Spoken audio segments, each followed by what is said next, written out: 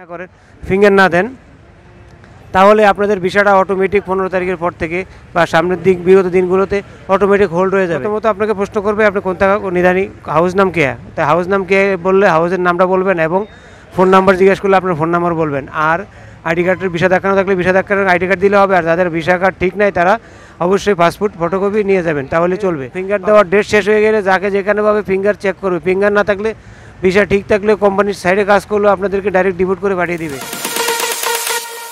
আসসালামু আলাইকুম প্রিয় বন্ধুরা, মালদ্বীপ থেকে আমি মিজান চলে আসলাম গুরুত্বপূর্ণ একটা ভিডিও নিয়ে। মালদ্বীপ প্রবাসীদের বর্তমান অবস্থা, হাল হাকিকত সব কিছু নিয়ে আজকের আয়োজন। প্রিয় বন্ধুরা, আজকে আপনাদেরকে আমি জানাবো মালদ্বীপে যারা আছেন তারা দ্রুত ফিঙ্গার দেন। ফিঙ্গার না দিলে কী কী সমস্যা হবে এবং বৈধ অবৈধ সবাইকে ফিঙ্গার দিতে হবে। ফিঙ্গারটা দেওয়াটার একটাই কারণ, ফিঙ্গারটা দিলে এই দেশের সরকার এটা আপনাদের গণনা করার মাঝখানে রাখতে পারবে, আদমশুমারি বলে আমাদের দেশে। কেন ফিঙ্গারটা দিবেন? ফিঙ্গারটা দিলে আপনি এদেশে আসছেন যে এটার একটা হিসাব করতে পারবে। দ্বিতীয় কথা হয়েছে, আপনার অবৈধ হইলেও আপনার পাসপোর্ট ফটোকপি নিয়ে যাবেন, আর বৈধ হইলে আইডি কার্ড হইলে চলবে। আর যেই জায়গা থাকেন হাউসের নাম, আপনি হাউসের নামটা যদি মুখস্থ না রাখতে পারেন ছবি তুলে নিয়ে যাবেন। এতটুকু ডিটেলস দিলেই তারা আপনাকে ফিঙ্গার দিবে, ফিঙ্গারের কাজ শেষ করে দিবে, অন্য কোনো প্রশ্ন করে না।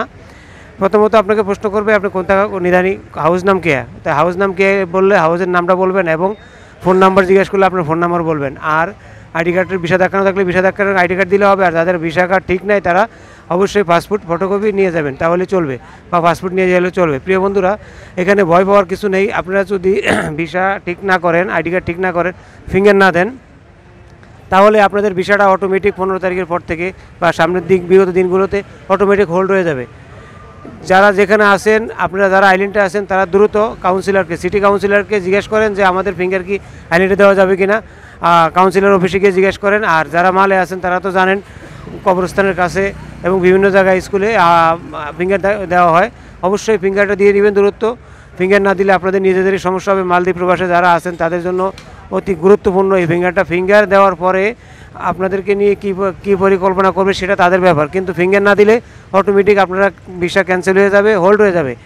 আর যে ফিঙ্গার দেওয়ার ডেট শেষ হয়ে গেলে যাকে যেখানে পাবে ফিঙ্গার চেক করবে। ফিঙ্গার না থাকলে ভিসা ঠিক থাকলে কোম্পানির সাইডে কাজ করলেও আপনাদেরকে ডাইরেক্ট ডিপোর্ট করে পাঠিয়ে দিবে।